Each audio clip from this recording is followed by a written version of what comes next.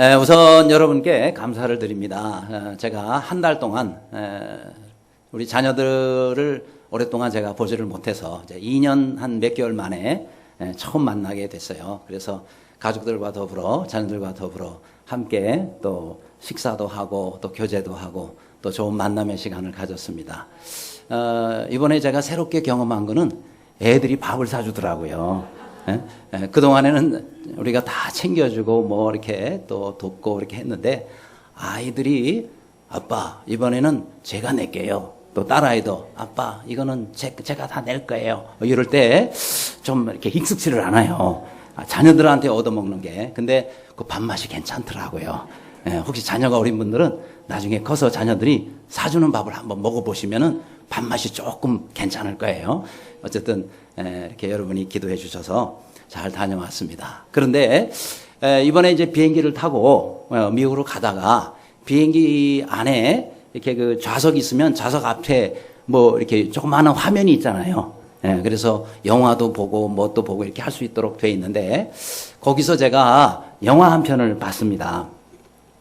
무슨 영화냐 하면 Miracles from Heaven이라고 번역하면 천국으로부터의 기적 뭐 이렇게 번역할 수 있겠는데 제가 특별히 그것을 보게 된 이유가 있었습니다. 우선 제가 한 달 좀 더 전에 제가 ROTC 후배 목사님을 만났어요. 그전에는 몰랐던 분인데 그분이 어떻게 이제 ROTC 목사회에서 제가 소속되어 있다는 것을 알고 그러고는 선배님 그러면서 이제 전화가 왔어요. 그래서 만나서 식사도 하고 좋은 교제 시간을 가졌습니다. 근데 그분이 가고 난 다음에 이메일로 목사님 이번에 우리 교우들하고 영화 한 편을 봤는데 바로 저 미러클스 오브 헤븐이라는 저 영화를 봤대요. 교우들하고. 근데 너무 은혜를 많이 받아가지고 선배님도 한번 이렇게 영화를 좀 꼭 좀 한번 보시면 좋겠습니다. 그래서 제가 그 영화가 없다 그랬더니 그러면은 파일로 보내주시겠다고. 그래서 영화 파일을 받았는데 제가 미국에 가느라고 보지를 못했어요. 시간이 없어서. 그런데 앞에 이렇게 화면에 있는 걸 보니까 찾아보니까 거기에 미러클스 오브 저 영화가 있는 거예요. 야, 잘 됐다. 그래서 가면서 저 영화를 보게 됐습니다. 저 영화는 실화를 바탕으로 해서 그러니까 실제로 있었던 사건인데 그 사건을 영화로 만든 크리스찬 영화예요. 그런데 저 영화 우리나라에도 상영이 됐더라고요. 지난 5월 말쯤에 우리나라에서도 이게 상영이 이제 된 영화인데 내용은 간단히 얘기하면 이겁니다. 한 미국의 크리스찬 가정이 있었는데 딸아이가 이제 셋이에요. 근데 그 중에 둘째 딸 아이 이름이 애나입니다. 근데 이 애나라는 아이가 어느 날 밤에 갑자기 자다가 막 이제 아프다고 울어요. 그래서 이제 엄마가 가보니까 막 아프다고 그러는데 나중에 뭐 병원을 가도 병원에서는 원인을 모르겠다는 거예요. 뭐라고 얘기를 하는데 그게 전혀 해당이 안 되는 겁니다. 근데 결국은 병명도 알지 못하고 애는 자꾸 아프고 그리고 나중에는 이제 배도 한 10살 정도의 아이인데 배가 자꾸 또 불러오는 거예요. 이 심각합니다. 그래서 도저히 이제 병원에서 안 돼가지고 저 그 멀리 뉴욕에 있는 거기에 미국 전체에서 아니 세계적으로 최고의 권위 있는 소아과 전문 의사가 있는데 그분한테 가보라고. 근데 그분이 전화를 하니까 아예 예약을 할 수가 없어요. 왜냐면은 워낙 유명한 분이라 아니 연말까지 진찰 그 예약이 꽉 차 있는 거예요. 그래도 무조건 가자. 우리 딸아이 사는 게 중요하니까. 그래서 이제 갔는데 뭐 도저히 만나주질 않는 거예요. 왜냐하면 뭐 예약이 다 차 있으니까 연말까지 그냥 어떻게 기다립니까? 아이는 죽어가는데 첫날 가도 빠꾸 맞고 그 다음날 가도 아예 만나주질 않아요. 다 그러다 결국 아무튼 사정사정해서 가까스로 진찰을 받긴 받았는데 불치병입니다. 그리고 병명도 모르고 이거는 인류의학으로는 고칠 수가 없는 겁니다. 그러니 그분도 못 고친다는 거예요. 얼마나 절망이 됩니까? 결국은 딸을 데리고 이제 다시 자기 집으로 돌아옵니다. 근데 하루는 이 아이가 저쪽 이렇게 집 앞에 큰 고목나무가 있어요. 고목나무에 자기 언니 위에 첫 번째 그 언니죠. 그 언니하고 둘이 같이 고목나무 위를 놀러 올라가요. 올라가는데 이 고목나무가 되다 보니까 여자아이 둘이 올라가는데 이게 이제 못 견디고 부러지는 겁니다. 부러지는 순간에 큰아이는 어떻게 이제 그걸 붙잡았는데 얘는 이쪽 뒤로 이렇게 넘어가다가 이 고목나무에 이만한 구멍이 나 있는데 그게 저 밑바닥까지 구멍이 나 있습니다. 그러니까 고목나무가 속이 탱 비어 있는 거죠. 그런데 거기에 그만 추락을 해요. 고목나무 안으로 추락을 합니다. 근데 그 높이가 무려 10m. 10m 꼭대기에서 바닥까지 머리가 아래로 해가지고 그냥 추락을 한 거예요. 그러니까 의학적으로 보면 얘는 죽은 겁니다. 왜냐하면 실제로 죽었어요.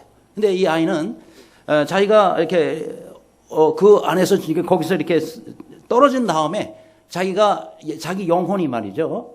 자기가 누워 있는 게 보이더래요. 자기가 자기 몸을 보는 거예요. 그러면 이미 죽은 거죠, 그죠? 영혼이 그걸 떠나가지고 이제 하나님을 만나게 돼요. 근데 하나님이 내가 너 고쳐줄 거야. 그런 얘기를 들어요. 그러고는 하나님의 은혜로 얘가 다시 거기서 살아납니다.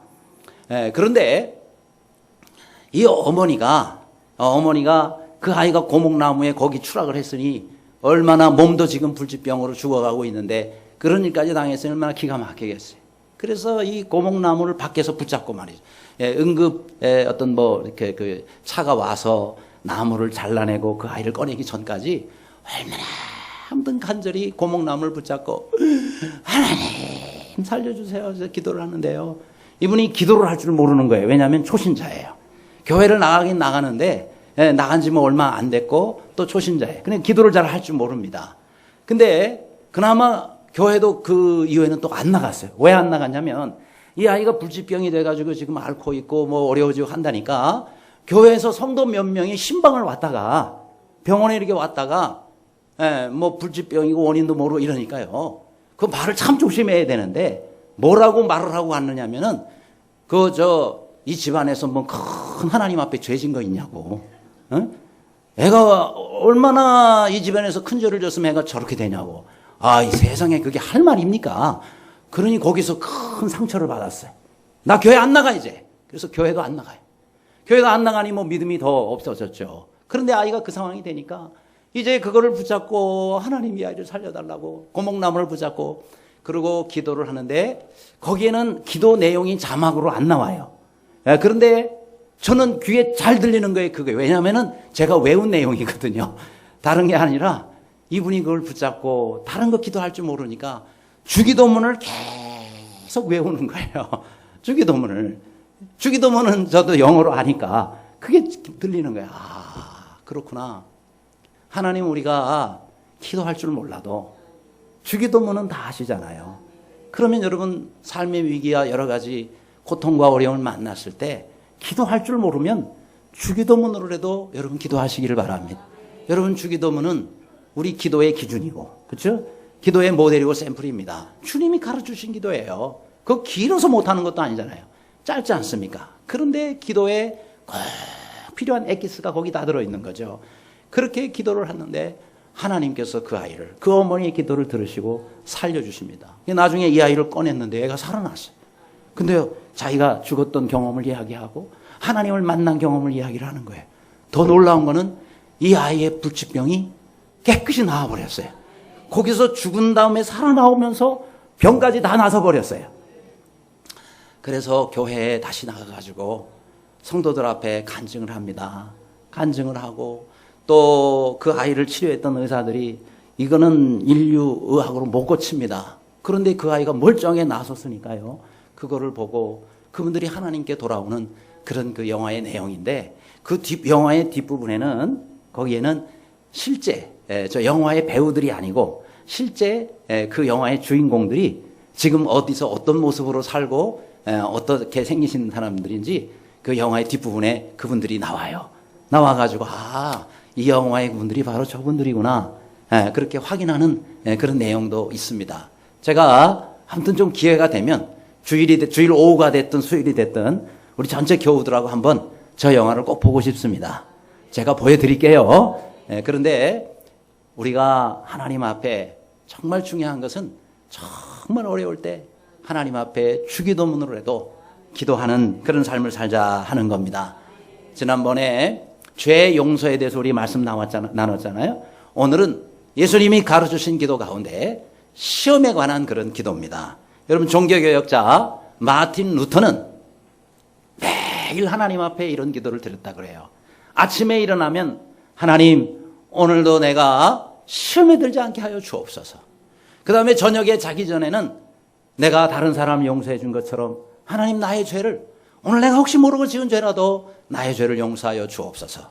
그런 기도를 매일 드렸다는 거예요. 그래 여러분도 아침에 일어나면 오늘 시험에 들지 않게 주옵소서. 저녁에 자기 전에는 나의 죄를 용서해 주옵소서. 이렇게 마틴 루터처럼 기도할 수 있으면 좋겠습니다.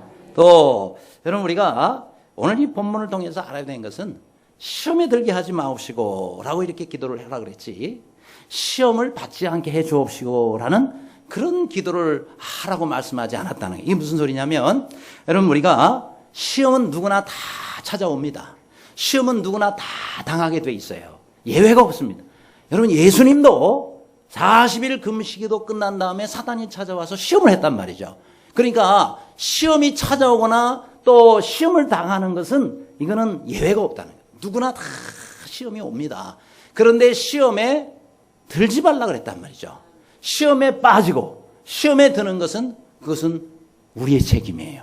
왜요? 시험이 오는 거는 못 막지만 그 시험이 내 속에 들어와서 나에게 역사를 해서 내가 죄를 짓게 하고 계속해서 죄 가운데 빠지게 하는 거는 내 책임이다 이 말이에요. 내 책임. 그걸 우리가 이해하도록 하기 위해서 제가 전에 그런 비유를 들은 적이 있어요. 우리 머리 위로 저 높은 곳에서 새가 지나가는 거는 못 막습니다. 내 머리로 새가 지나가는 거를 어떻게 막아요? 그런데 그 새가 날아가다가 말고 내 머리에 탁 앉더니 얘가 여기서 말이죠, 나무가지를 하나하나씩 물어와 가지고는 지 둥지를 만들고 있어요. 그거는 막을 수 있어요, 없어요? 못 막습니까? 그것도 얼마든지 막을 수가 있죠. 새가 내 머리 위에다가 지 둥지를 트는 거는 그거 막아야 되는 거예요. 그건 내 책임이에요. 내 머리로 지나가는 건 못 막습니다. 마찬가지로 시험이 내게 오는 것은 막을 수 없으나 그 시험을 물리치고 시험 가운데 빠지지 않고 그 시험 가운데 승리하는 것은 내가 해야 될 일이다 이 말이에요. 그래서 우리가 시험을 받을 때 그러면 어떻게 되느냐, 또 시험을 우리가 어떻게 할 때 승리할 수 있느냐 하는 것을 오늘 나누기를 원합니다. 첫째로 이 시험의 문제는 기도해야 될 문제라는 것입니다. 6장 13절에 시험에 들게 하지 마시옵고, 이게 뭐예요? 기도하라는 거예요. 매일 기도하라는 거예요. 그러면 시험은 누구나 다 이렇게 찾아오는 겁니다. 그런데 약한 사람에게도 찾아오지만 시험은요, 믿음이 좋고 강한 사람에게도, 그렇죠? 내가 아주 정말 그 힘들고 어려울 때도 찾아오지만 내가 아주 승승장구하고 잘 나갈 때도 얼마든지 시험은 찾아온다 하는 것입니다. 여러분 예수님 제자 가운데 가룟 유다에게만 시험이 왔던 게 아니에요. 예수님의 수제자인 베드로에게도 시험은 똑같이 찾아왔습니다. 그래서 예수님이 잡혀가자마자 나 몰라요 그런 사람 3번이나 부인하지 않습니까? 베드로도 시험에 빠진단 말이죠. 그래서 우리는 항상 깨어 있어야 된다. 항상 깨어 있어. 그리고 항상 시험에 들지 않게 해달라고 기도하라 주님은 말씀하고 있습니다. 그렇죠? 그러면 왜 그러면 시험에 우리가 드느냐 하는 거예요. 왜 시험에 드느냐? 우리 자신을 잘 알아야 돼요. 그것은요, 누구에게나 약점이 있기 때문에 그렇습니다. 우리의 약점. 모든 사람은 다 약점이 있어요. 그렇죠? 약점 없는 사람이 어디 있어요? 많은 약점, 또 적은 약점은 있을지 모르지만 누구에게나 약점은 있습니다. 그렇죠? 여러분 저 사진에 저 사람이 누구죠? 지금 이번에 저 브라질 리우에서 올림픽이 열리고 있잖아요. 거기에서 사관왕 펠프스입니다. 수영 황제 펠프스의 사진입니다. 저 사람은요, 지금까지 딴 올림픽에서 금메달 숫자가 무려 22개나 된다 그래요. 어제까지 22개. 그러니 수영 황제라고 불릴만 해요. 왜냐하면 지금까지 올림픽 역사상 한 개인이 금메달을 22개를 딴 역사가 없대요. 그러니까 지금만 하더라도 저 사람은, 저 사람의 이 기록은 아무도 지금 깬 사람이 없는 겁니다. 그런데요, 야, 저 정도로 금메달을 많이 따고, 저 정도로 수영을 잘하고, 저 정도로 영광을 받으면 참 부럽고, 얼마나 참 정말 행복하고 영광스러운 삶을 살겠는가, 이렇게 생각할지 모르지만, 사실 저 펠프스는요, 이번 대회 오기 전까지 거의 폐인처럼 살았어요. 금메달 18개를 따고는요, 그리고는 더 이상 내가 이제 이루어야 될 목표가 없다 되니까 그렇게 허탈해지고 공허해지더래요. 사실 저 펠프스는 어린 시절부터 상처가 있던 사람이에요. 자기가 9살 때에 자기 부모님이 이혼을 해요. 그러고 난 다음에 정체성을 상실해가지고 내가 도대체 뭘 하고 내 인생을 살아야 되나? 누구를 바라보고 살아야 되나? 그렇죠? 그러면서 오직 수영을 하나 붙잡은 거예요. 수영할 때는 다른 거 다 잊어버리잖아요. 그렇죠? 그러니까 수영에다 몰두를 했는데 대회 끝나고 금메달 딱 끝나고 나면 그 뒤는 절벽 같은 거예요. 그죠? 왜요? 수영 하나 할 때 난 지금 뭐하고 사는 인생이지? 수영이 없다면.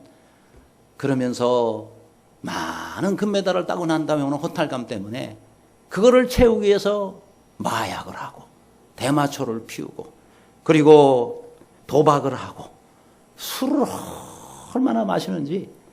그래, 왜요? 그렇게 해서 내가 좀 내 공허함을 달래기 위해서. 그래가지고 음주운전을 해가지고 2번이나 체포를 당하지 않습니까? 그래도 이게 해결이 안 되는 거예요. 남은 건 뭘까요? 죽어버리자 그런 거예요. 그래서 자살 시도를 해요. 그렇게 페인까지 갔었어요. 그런데 좋은 친구를 하나 뒀어요. 미식 축구 선수 레이 루이스라는 친구인데 아주 절친이라 그래요. 그런데 너 그렇게 살지 말어. 그러면서 책을 한 권을 선물을 주더래요. 이게 뭔데? 읽어봐. 내가 그 책 읽고 달라졌거든. 그 책이 보니까 제목이 목적이 이끄는 삶. 기억하시죠? 수년 전에 우리 교회에서 목적이 이끄는 40일 새벽기도, 목적이 이끄는 삶 매일매일 읽으면서 은혜를 받았던 때가 있잖아요.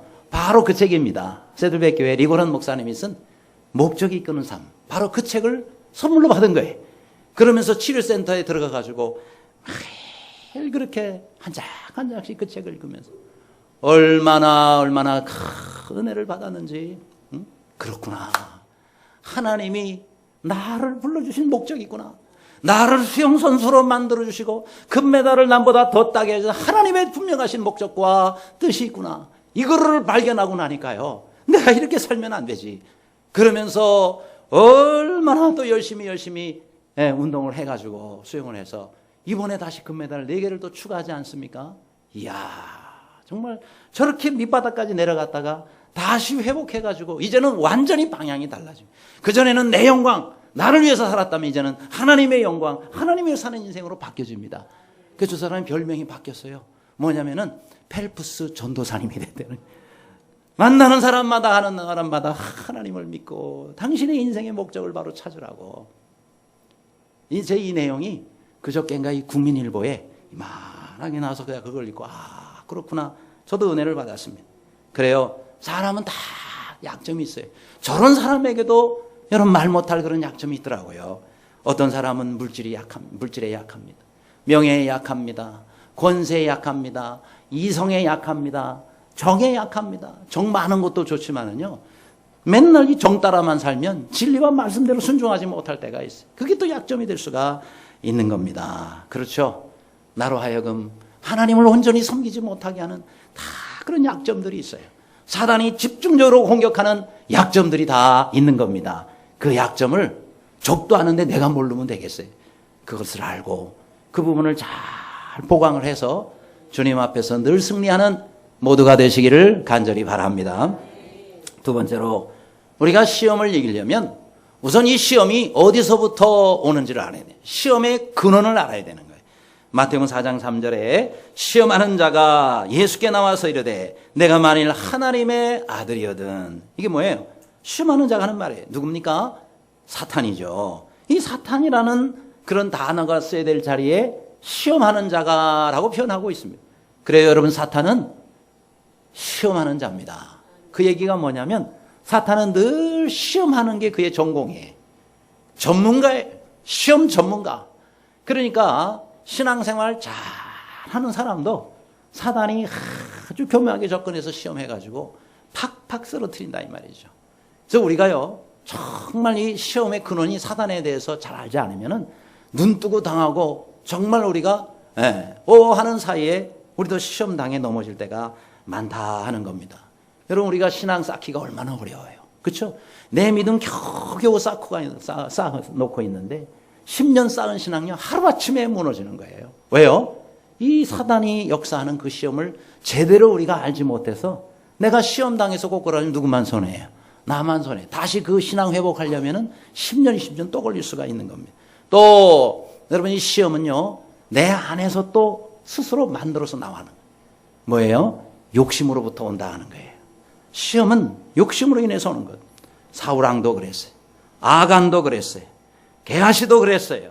하나님 말씀을 붙잡지 않고 세상에 다른 것을 붙잡으려고 할 때, 욕심으로 그것을 붙잡으려고 할 때 다 잃게 되고 결국 시험에 빠져서 하나님께 쓰임받던 사람이 쓰러져 돼버리는 경우가 많다는 거예요. 또 시험은요 언제 오느냐? 우리가 나태하고 방심할 때 찾아옵니다. 다윗이 그랬잖아요. 얼마나 잘 나갔어요. 왕이 되었습니다. 승승장구를 합니다. 그런데요 백성들 군인들 다 전쟁하러 나가라고 그러고 본인 혼자 왕궁에 앉아가지고 이리저리 괜히 돌아다니다가 남의 집 여인 목욕하는 거 보고 그래서 그것을 범하면서 이 다윗이 큰 시험에 빠지게 되지 않습니까? 그렇죠? 그러니까 우리가 정말 이 방심하고 나태한 거 시험이 찾아오는 지름길이 된다 하는 겁니다. 여러분 산도요 험한 산도 오를 때보다 내려올 때가 더 위험하다 그러잖아요. 훨씬 더 위험합니다. 신앙생활도 마찬가지예요.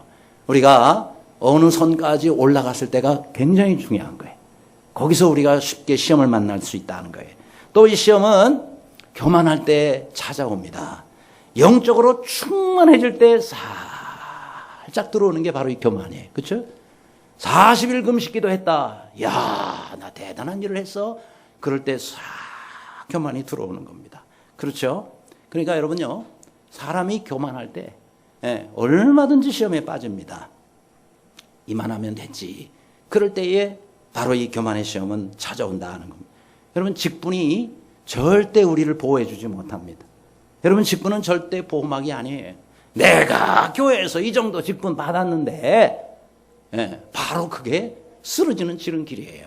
절대 직분이 여러분을 시험에서 보호해 주지 못합니다. 내 신앙생활의 경험이 여러분을 지켜주지 못해요. 내가 많이 공부한 이 지식이 여러분을 안전하게 이끌어주지 못한다. 시험은 항상 내 옆에 나를 따라다닌다는 사실을 우리가 알지 않으면 우리는 금방 넘어질 수 있다 하는 거예요. 여러분 여리고성 전투 얼마나 큰 성이었어요. 난공불락의 성이 아니었습니까? 그 성을 하나님의 놀라운 기적으로 이스라엘 백성들이 승리를 하고 또 그 성을 무너뜨립니다. 그런데 바로 무너진 그 직후에 전리품을 그들이 거두면서 그러면서 사탄이 역사를 하잖아요. 아간에게 역사해서 그가 시험에 들어서 물건들을 하나님께 바치라 그랬는데 자기가 숨겨버립니다. 그래서 어떻게 됐어요? 그 다음 아이성 전투에서 이스라엘 백성들이 조그마한 그런 성에서 패해가지고 도망가는 그런 불행을 당하고 맙니다. 그래요. 여러분 우리가 정말 하나님 앞에서 이만하면 됐지 그 순간에 사단은 바로 내 코앞에 와 있다는 사실을 알고 항상 깨어서 신앙생활을 하시기를 간절히 바랍니다. 세 번째로 이 시험에 대해서 우리는요 마귀가 유혹하고 시험하는 방법이 있어요. 그 방법을 알아야 된다는 거예요. 누가복음 22장 46절에 이르시되 어찌하여 자느냐 시험에 들지 않게 일어나 기도하라 하시니라 라고 주님이 말씀합니다. 이때가 지금 얼마나 중요한 때예요. 왜요? 예수님은 지금 모든 인류의 죄를 담당하고 지금 붙잡혀서 십자가에 달리시기 위해서 잡혀가는 직전에 있습니다. 그런데 제자들은 전부 누워서 자고 있단 말이죠. 일어나라, 깨어라, 너희가 시험에 들지 않도록 기도해라. 결국 이 예수님의 제자들은 갑자기 이제 일어나가지고 말이죠. 거기서 예수님이 잡혀가게 되니까 다 시험에 빠지잖아요. 다 도망가 버렸어요. 예수님 제자들이. 베드로는 나 뭐 예수님 모른다고 3번이나 부인하지 않았습니까? 바로 그겁니다. 우리가 아주 작게 여기는 거, 그런 것을 통해서 사탄이 역사한다는 겁니다. 어제 토요 새벽에 말씀을 나눴잖아요. 그런데 이스라엘 백성들이 가나안 땅을 정복하고 여호수아 말씀에 그런 다음에 저 유다 지파, 실질적인 그 명목상의 장자 역할을 했던 유다 지파에게 먼저 분배가 되고 그 다음에 이제 실질적인 장자 역할을 했던 요셉의 두 아들 에브라임과 므낫세. 근데 므낫세가 장남인데 하나님께서는 에브라임에게 더 큰 복을 주세요. 자, 그러면 이 에브라임은 얼마나 하나님 앞에 감사해야 돼요. 그리고 북이스라엘에 10개 지파가 있는데 그 10개 지파를 가장 대표하는 지파가 바로 저 에브라임 지파입니다. 순서로 보면 맨 끝인데 그런데 하나님께서는 저 에브라임 지파를 아주 큰 기업을 주시고 그리고 많은 복을 주시고 강력하게 만들어 주셨어요. 그럼 하나님 말씀 잘 순종해야 될 거 아니에요. 근데 이 에브라임 지파가 저 자기들 기업의 맨 끝에 저 바닷가에 게셀이라는 조그마한 마을이 있어요. 그 마을에 가나안 사람들이 살고 있어요. 다 이방인들입니다. 우상 섬기는 사람들입니다. 하나님께서 뭐라고 말씀하세요? 너희 지역에 있는 모든 이방 사람들을 다 쫓아내라 그랬어요. 하나님 다 이유가 있어서 쫓아내라 그런 거예요. 그런데 에브라임 사람들이 뭐라 그래요? 아니 왜 사람들을 다 내쫓으라 그럽니까? 그들이 뭔 힘이 있다고.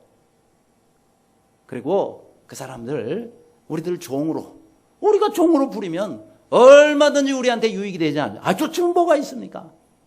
하나님은 쫓으라. 그래도 이 에브라임 사람들은요 인간적인 생각으로 그 사람들이 있으면 얼마나 우리에게 도움이 되겠냐. 그리고 뭔 힘이 있는데 얼마든지 우리가 눌러서 노예로 부리고 있지 않습니까? 이게 바로 사람의 생각이었단 말이죠. 그래서 어떻게 되죠? 그들을 그대로 종으로 부리고 오랫동안 갑니다. 어떤 결과가 오게 됩니까? 결국 저 게셀 사람들을 통해서 에브라임 지파가 우상 숭배를 하기 시작해요.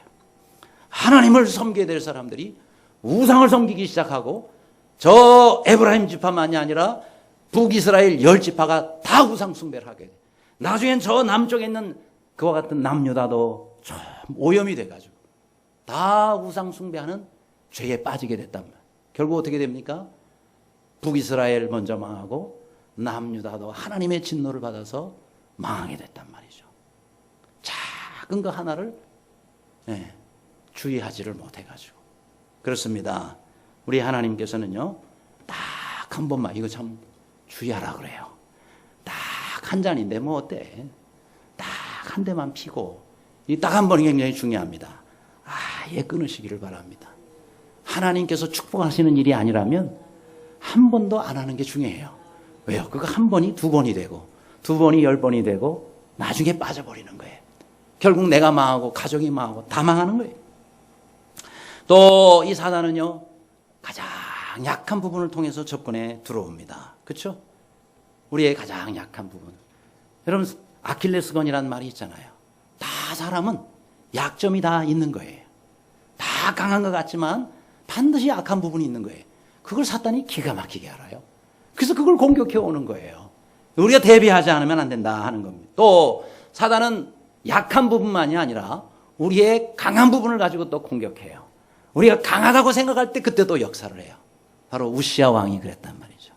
우시아 왕을 통해서 이스라엘이 얼마나 강성한 나라가 됐습니까? 그러니까 이 우시아 왕이 교만해졌어요. 내가 어떤 왕인데, 그렇죠? 그러면서 어디로 가요? 성전으로 들어가요.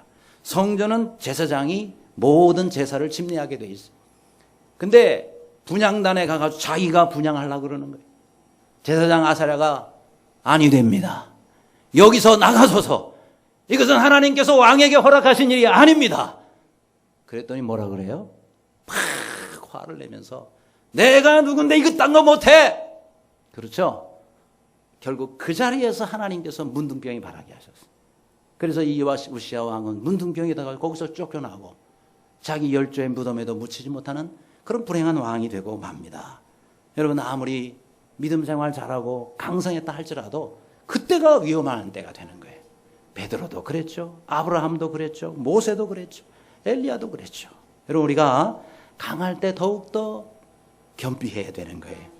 아무쪼록 선줄로 생각한 자는 넘어질까 조심하라 하신 주님의 말씀을 늘 기억하고 주님이 시험에 들지 않게 기도하라라고 말씀했는데 늘 우리가 시험에 들게 하지 마옵시고 항상 주님 앞에 그렇게 기도하며 신앙생활하는 모두가 되시기를 간절히 바랍니다.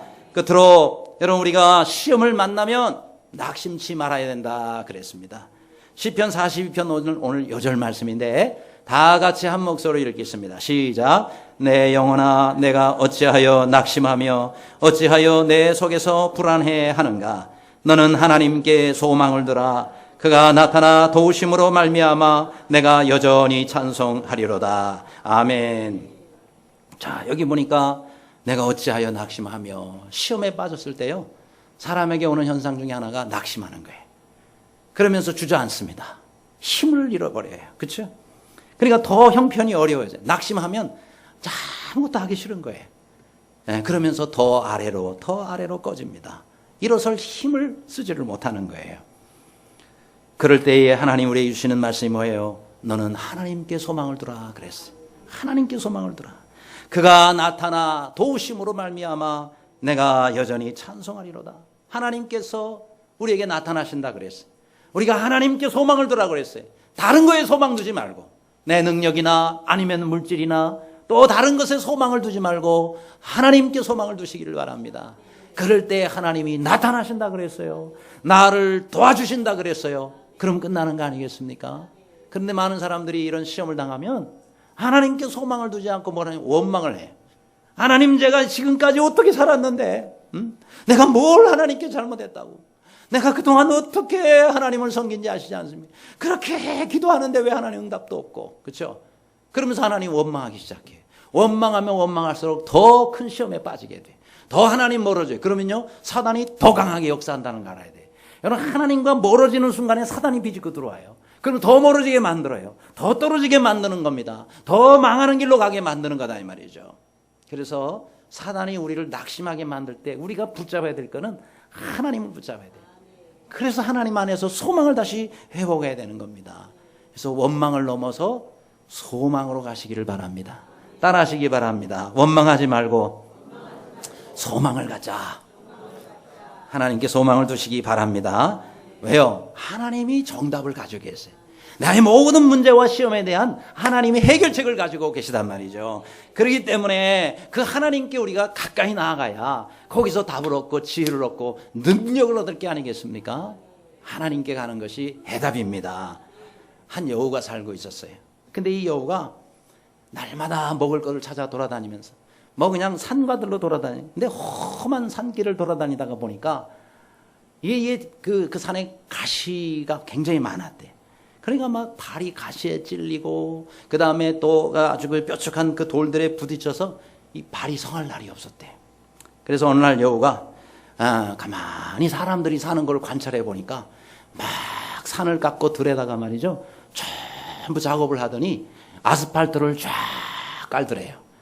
그래가지고 그리로 막 쌩쌩 달리면서 얼마든지 사람들이 그렇게 길을 닦고선 다니는 거를 보고, 이야, 그렇구나.